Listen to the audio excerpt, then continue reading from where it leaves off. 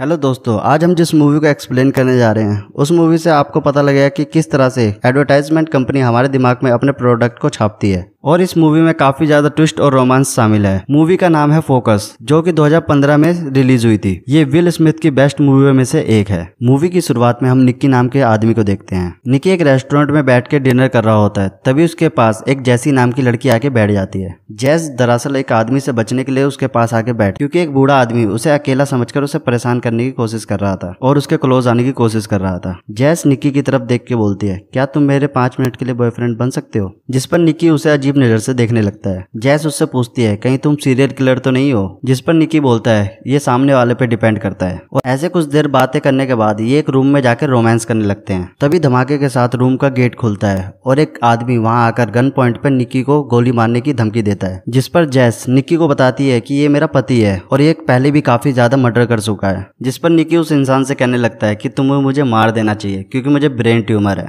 निक्की उस आदमी से बचने के बजाय उसे खुद को मारने के लिए उकसाने लगता है। इतना उकसाने के बावजूद सामने खड़ा इंसान निक को गोली नहीं मारता। इसके कुछ ही देर में जैस हैरान होते हुए बोलती है कि ये हमारा प्लान समझ चुका है। दरअसल निक्की को बातों में फंसाना और उसे रूम तक लेके आना ये जैस का ही प्लान था। वो ऐसे ही लोगों को डरा कर लोगों से पैसे लूटा करती थी, लेकिन इस बार उसका प्लान फेल हो गया क्योंकि निक्की उनकी चाल को समझ चुका था और निक्की ने कैंसर वाली बात भी झूठ कही थी। जिसके बाद निक्की वहां से बिना पैसे दिए निकल जाता है। निक्की उनका प्लान इसलिए समझ पाया क्योंकि वो भी एक बहुत बड़ा ठग था। अगले सीन में जैस जब होटल से निकलकर वहां से जा रही थी, तब निक्की भी उसके साथ साथ चलने लगता है और जैस को कॉफी के लिए ऑफर करता है। क्योंकि जैस पहले ही निक्की से काफी इंप्रेस हो चुकी थी, इसलिए वो उसे मना नहीं करती। अगले सीन में जैस उसे चोरी करने की ट्रिक के बारे में पूछने लगती है, जिस पर निक्की बताता है कि ये सारा खेल सिर्फ फोकस का है। और निक्की बताता है कि इंसानों का दिमाग मल्टीटास्किंग नहीं कर सकता। और ये सारी बातें बताते बताते निक्की जैस की वॉलेट और घड़ी को चुरा लेता है और ये सब देख के जैस हैरान रह जाती है। अगले दिन जैस की जिद की वजह से निक्की उसे ये दिखाने के लिए तैयार हो जाता है कि वो किस तरह से चोरी करते हैं। दरअसल निक के साथ उसकी टीम भी होती है जो सभी मिलकर चोरी किया करते हैं। इसके बाद जैस निक्की की टीम के साथ मिलकर भीड़ वाले इलाके में जाती है और निक्की एक बालकनी पे खड़ा होकर उन पर नजर रख रहा होता है। निक्की की टीम का एक मेंबर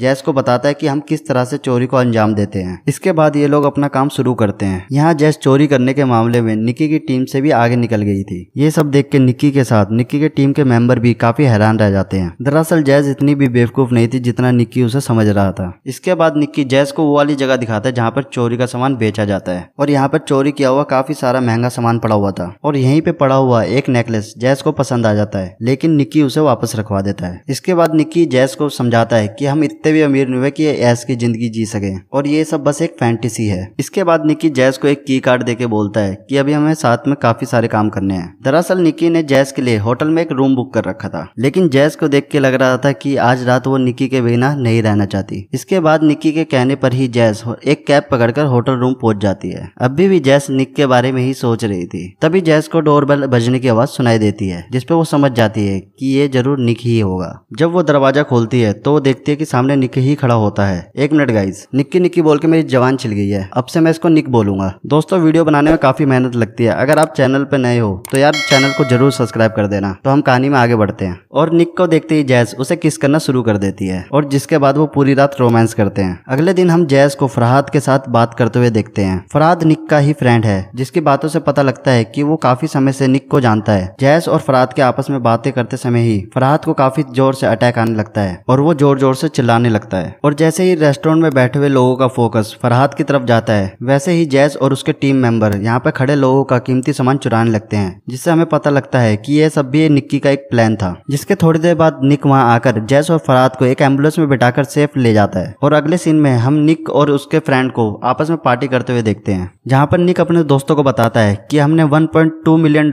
का टारगेट अचीव किया है। जिसके बाद निक का पार्टनर उसे बताता है कि इसे पैसों को संभालने की जिम्मेवारी तुम्हारी है और हाँ, तुम गैम्बलिंग से दूर रहना। इसके बाद अगले दिन निक और जैस एक रग्बी मैच देखने के लिए स्टेडियम में जाते हैं और इधर ही इनके सामने एक लड़की जब अपने सीट से उठकर जाने लगती है, तब जैस निक से बोलती है कि कम से कम 8 आदमी इसे मुड़कर जरूर देखेंगे। और निक कहता है नहीं, सिर्फ 3 लोग ही देखेंगे। और तभी इनके पीछे एक लियोन नाम का आदमी बोलता है 5, कम से कम 5 आदमी उसे मुड़कर देखेंगे। जिसके बाद कम से कम 7 लोग उसे मुड़कर देखते हैं। अब जैस का अंदाजा ज्यादा सही होने की वजह से जैस इस बैट को जीत जाती है। इसके बाद लियोन के कहने पर निक ग्राउंड में खेलने वाले लोगों के ऊपर बैट लगाना शुरू कर देता है और निक 2 बार उस आदमी से हार जाता है और उसके बाद निक की 10,000 की उससे बैट लगाता है और निक बोलता है कि अब जो भी प्लेयर कैच पकड़ने की कोशिश करेगा वो कैच छूट जाएगी और लियोन कहता है नहीं, वो कैच पकड़ लेगा। और कुछ देर बाद जब एक प्लेयर दूसरे प्लेयर को पास देता है तो वो कैच पकड़ लेता है और निकी ये बैट भी हार जाता है। अब तक निकी $15,000 से भी ज्यादा हार चुका था। जैस निकी को समझाते हुए बोलती है कि अब हमें यहाँ से चलना चाहिए, लेकिन अब निक काफी गुस्से में लग रहा था और अब निक गुस्से में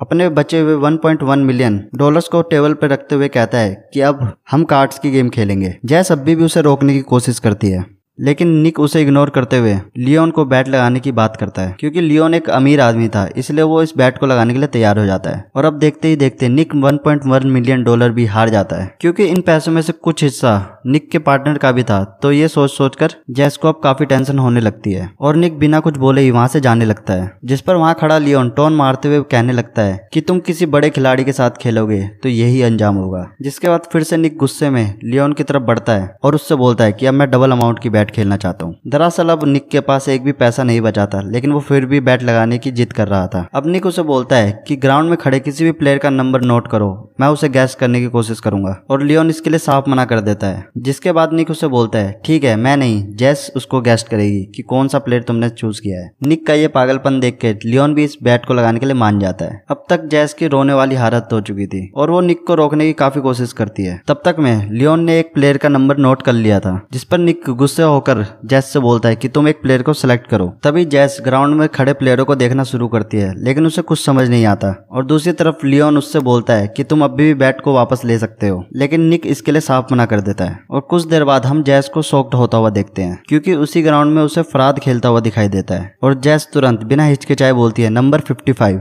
और ये सुनने के बाद लियोन पागलों की तरह हंसना शुरू कर देता है और कहता है तुम ये बैट जीत चुके हो। लियोन को खुद इस बात पर यकीन नहीं हो रहा था कि निक $2.2 मिलियन जीत चुका है। इसके बाद निक और जैस वहां से पैसे लेकर निकल जाते हैं और टैक्सी में बैठते ही जैस निक को पीटने लगती है, क्योंकि अब तक की उसकी प्लानिंग के बारे में जैस को भी नहीं पता था और जैस को भी ऐसा ही लग रहा था कि हमने निक के गुस्से के चक्कर में सारे पैसे गवा दिए हैं। और निक उसे समझाते हुए कहता है कि लियोन एक बहुत बड़ा जुआरी है और शायद ही कोई ऐसा जुआ होगा जो उसने ना खेला हो। जिस पर जैस हैरान होते हुए पूछती है कि तुम्हें इतना सब कैसे पता और ये कैसे पता लगा कि वो 55 नंबर को ही चूज करेगा। जिस पर निक उसे बताता है कि मैं काफी पहले से ही ये नंबर उसे बता रहा था। इसके बाद स्टोरी फ्लैशबैक में जाती है, जहाँ पर हम देखते हैं कि निक के आदमी पहले से ही लियोन को फॉलो कर रहे थे और उन सब ने लियोन के माइंड में, सबकॉन्शियस माइंड में 55 नंबर बिठा दिया था। जहाँ भी वो जाता था उसे किसी न किसी शेप में 55 नंबर ही दिखाया जाता था। आज सुबह जब लियोन अपने होटल रूम से चला तो सुबह उसे फराद भी दिखाई दिया था और इसके अलावा उसके चारों तरफ 55 ही नंबर दिखाया जा रहा था। और यहाँ तक कि कुछ देर पहले उसने जिस लड़की के साथ एंजॉय किया उसके कमर पर भी 55 नंबर ही लिखा हुआ था। यहाँ तक कि बैटिंग रूम में जो सॉन्ग प्ले किया जा रहा था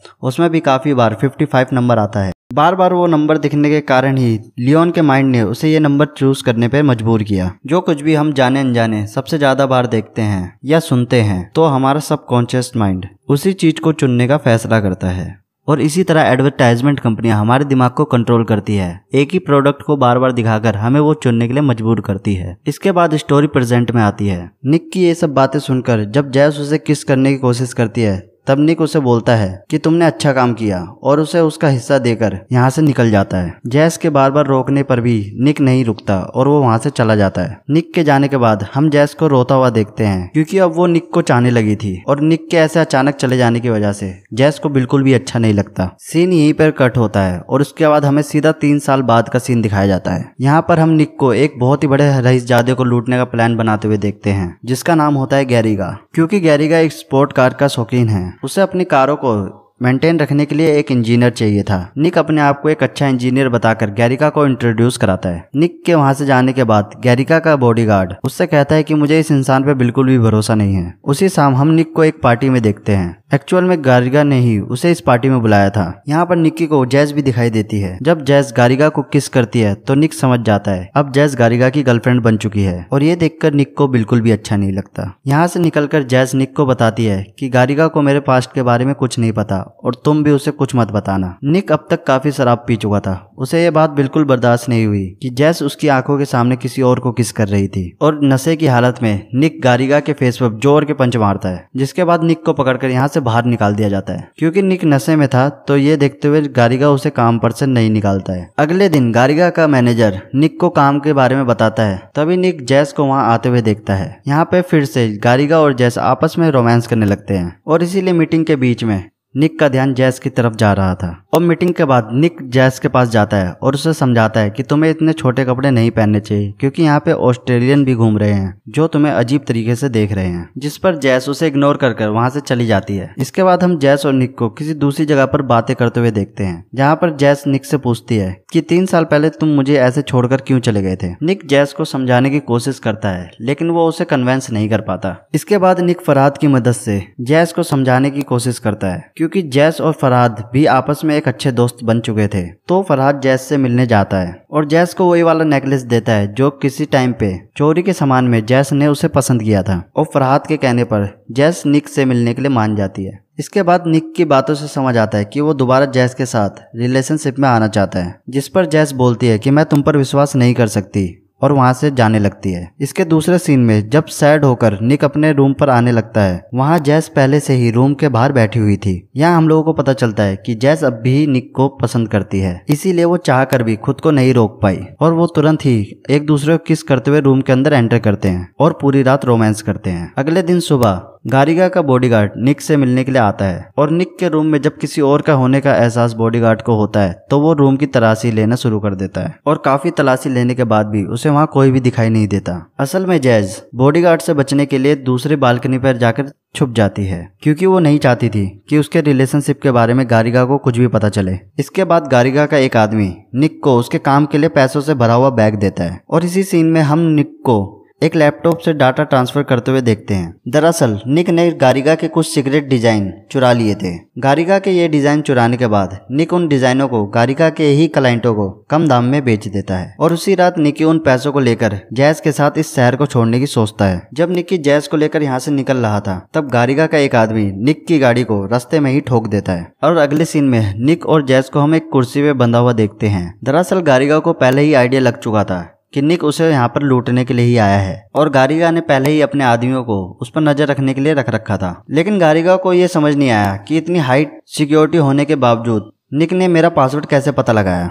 और यही क्वेश्चन जब वो निक से पूछता है तो निक बताने लगता है, जब मैंने जैस को तुम्हारे साथ देखा था तभी मैंने जैस के करीब आना शुरू कर दिया था और जो नेकलेस मैंने जैस को दिया था उसमें मैंने एक माइक्रो चिप्स फिट कर रखी थी और जैसे ही जैस तुम्हारे रूम में गई वैसे ही उस नेकलेस में लगे चिप के कांटेक्ट में आते ही तुम्हारा लैपटॉप का एक्सेस मेरे पास आ चुका था और मुझे तुम्हारे पासवर्ड का पता लग गया। लेकिन जैस को इस बारे में कोई भी जानकारी नहीं थी और मैंने इसको बेवकूफ बनाया। ये सब सुनने के बाद गारिगा और उसका बॉडीगार्ड हंसने लगते हैं। इसके बाद गारिगा जैस के मुंह पे लगी टेप को हटाता है। तब जैस बताती है कि मैं कभी गारिगा के रूम में गई ही नहीं, हम दोनों रिलेशनशिप में नहीं थे। यहाँ हमें पता लगता है कि जैस भी गारिगा को लूटने के लिए यहाँ पे आई थी। पार्टी वाली रात जैस ने निक को पहले से ही देख लिया था और उसने जानबूझकर गारिगा के पास जाकर ऐसा दिखाने की कोशिश की जैसे वो लोग रिलेशनशिप में हैं। एक्चुअल में ऐसा कुछ भी नहीं था और जैस निक से झगड़ने लगती है और उससे बोलने लगती है कि तुम बहुत ही झूठे इंसान हो, तुम कभी जिंदगी में सच नहीं बोल सकते और इसी वजह से अब हम दोनों मरने वाले हैं। और इसके बाद फिर से निक एक और कहानी सुनाने लगता है।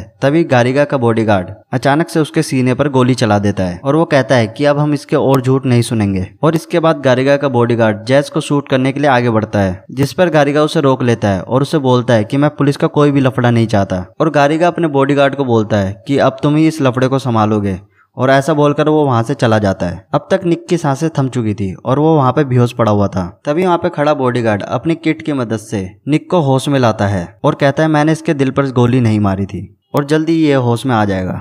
और यहाँ पर जैस को पता लगता है कि ये बॉडीगार्ड कोई और नहीं बल्कि निक का पिता है। निक के होश में आने के बाद वहां पे पड़े हुए पैसों का बैग और निक को लेकर वहां से हॉस्पिटल की तरफ निकल जाते हैं। और यहाँ जैस को पता लगता है कि निक ने गारिगा को लूटने का प्लान 3 साल पहले से ही शुरू कर दिया था और 3 साल से निक का पिता गारिगा के लिए बॉडीगार्ड का काम कर रहा है ताकि वो गारिगा का भरोसा जीत सके। और अपने पिता की मदद से ही निक ने गारिगा के लैपटॉप का पासवर्ड पता किया था और निक के कहने पर ही निक के पिता ने उस पर गोली चलाई थी। अगर वो ऐसा नहीं करते तो गारिगा उन दोनों को ही मार सकता था। मूवी के एंड में हम निक और जैस को हॉस्पिटल की तरफ जाते हुए देखते हैं और इसी सीन के साथ ये मूवी यहाँ पे खत्म होती है। दोस्तों ये मूवी एक्सप्लेन आपको कैसा लगा आप कमेंट सेक्शन में जरूर बताइएगा और अगर आप इस चैनल पर नए हैं तो इस चैनल को सब्सक्राइब कर दीजिएगा। मिलते हैं अगली एक्सप्लेन मूवी में, तब तक के लिए गुड बाय।